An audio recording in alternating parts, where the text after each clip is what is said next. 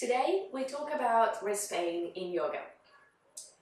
It's something that is very common to experience wrist pain or discomfort, especially at the beginning when one starts to practice yoga.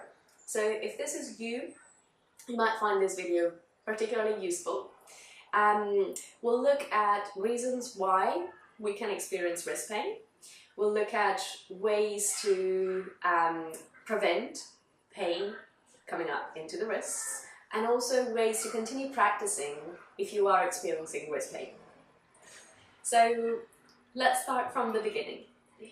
Now, there are a number of reasons why we can experience wrist pain. A couple of common reasons are lack of flexibility. When we work on weight bearing into the hands in yoga, we work with a full extension of the wrists to a 90-degree angle. Now, this is something that we don't very often do in our daily life. So if we don't move a joint into its full range of motion, we can easily start to lose some of that mobility. So one thing to find out how tight your wrists are, or if you are losing mobility, is to actually try and see. So if you take the hands onto the floor, taking the hands underneath the shoulders, the knees underneath the hips, and you start to create this 90-degree angle between your forearm and your hand, you'll start to feel pretty much straight away if your wrists are tight. So if the sensations are very intense, you might want to start doing some more easy stretches for your wrists before you actually start to load weight into the hands. So a simple stretch that you could do is, for example, taking the hands in prayer at the heart center, pressing the palms into each other with the thumbs pressing in towards the breastbone, and then sliding the hands down, but trying to keep the palms in contact with each other. You could hold this Anjali Mudra prayer position for a minute and a half, even 2 minutes every day to start to gain back some of that range of motion. Now, for other people, the problem might not be the flexibility in the wrists, but it could actually be the strength of the wrists and the muscles of the forearms. So if this is you, again, you will find out pretty soon, because your wrists will become very tired as you bear weight onto your hands. And sometimes what happens is when we bear weight into the hands and the muscles of the shoulders and the arms are weak, we tend to compensate, and instead of having a proper alignment of the hand and a good positioning, a good distribution of the body weight into the hand, we compensate by overloading the outside of the hand. The little finger side of the hand overloads. The heel of the hand takes a lot of the weight, and the weight is not well distributed into the entire surface of the hand.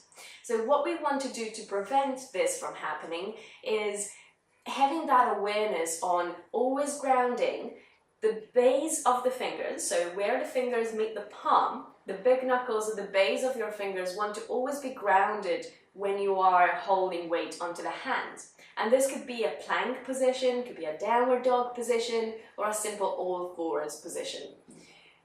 Also your arm balances and more advanced postures. But pretty much whenever you are bearing weight into your hands, you want to make sure that the entire hand takes the weight and it's not just collapsing into one place. So at any point when you start doing your yoga practice, remind yourself to check in with your hands, to find out where the body weight is going, and to always ground, especially the base of your index finger, your thumb, taking the weight to the inside of your hand in particular, because naturally if your arms and shoulders are weak, you'll have a tendency to put the weight into the little finger side of the hand. So let's have a look, for example, at an all fours position. We take the hands underneath the shoulders, unless the wrists are very tight. If they are tight, maybe a step further forwards than the shoulders could be a better position for you to begin with. Otherwise, hands underneath the shoulders. And one thing that often happens is, this is an exaggeration, but the index finger will lift and there will be space between index finger and thumb. This part of the hand is not in contact with the ground, and the weight is going to the outside of the hand. So we want to prevent that by reminding ourselves to press down here, to spread the fingers. Each and every finger is taking weight, each and every finger pad is taking weight, and in particular remind yourself round the inside of the hand. This is for every single pose where you are bearing weight into your hands. Super important to remember.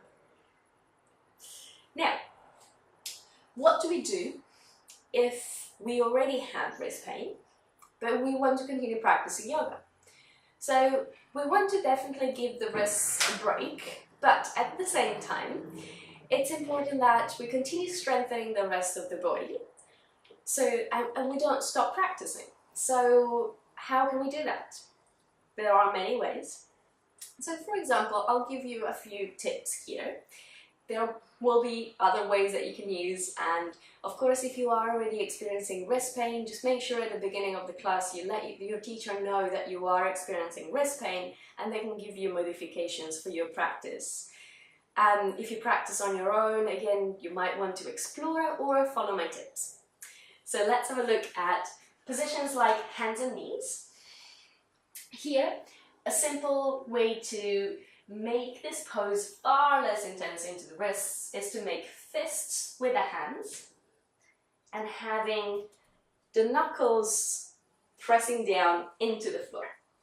This will take the extension of the wrists away and will prevent your wrists from becoming sore, or also will make sure that you can still practice, still load your hands with some weight, strengthen your arms, strengthen your shoulders without overloading the wrists. So this could be a way for you to do your cat and cow stretches.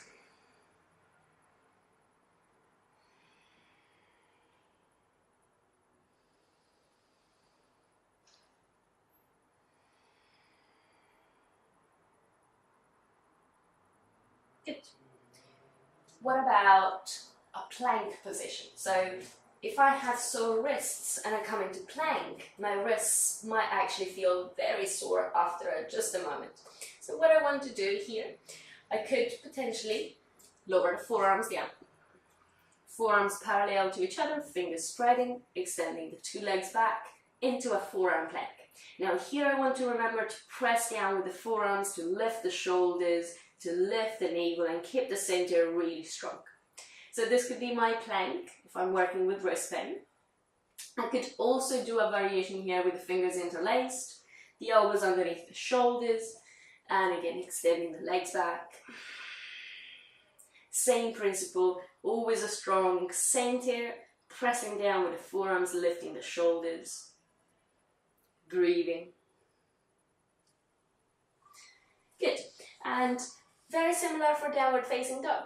So if your wrists are in pain during downward facing dog, also forearms down for a dolphin could be a way to modify your downward dog. The version with the fingers interlaced is also another good variation.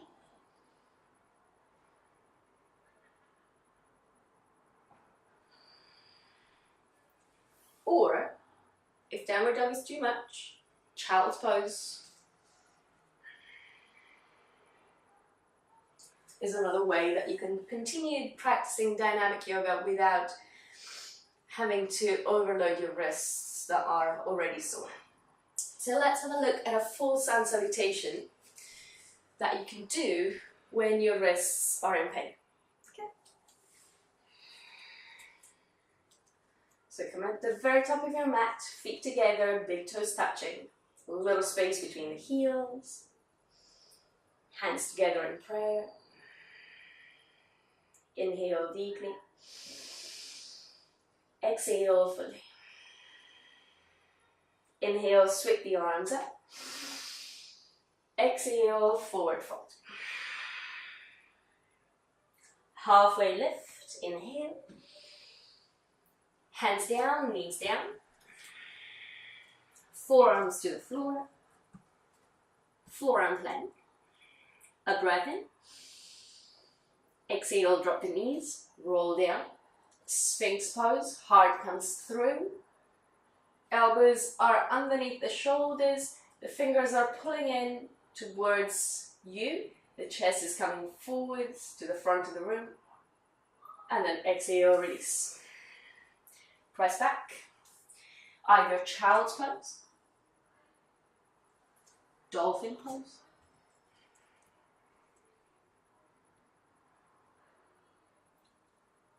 or in a variation of dolphin pose with the fingers interlaced. At the end of the 5 breaths, we bring the hands down, feet to the front. Inhale, halfway lift. Exhale, forward fold. Press to standing, inhale. Hands to heart, exhale. So it is still possible to practice a dynamic style of yoga even during periods when your wrists are sore. It is definitely still possible. But please remember, if you experience severe or persistent wrist pain, you might want to speak to a doctor about it. So, hope this video has helped you, especially if you suffer from wrist pain, or if you know anybody who does, share this video, and I hope this helps. Thank you.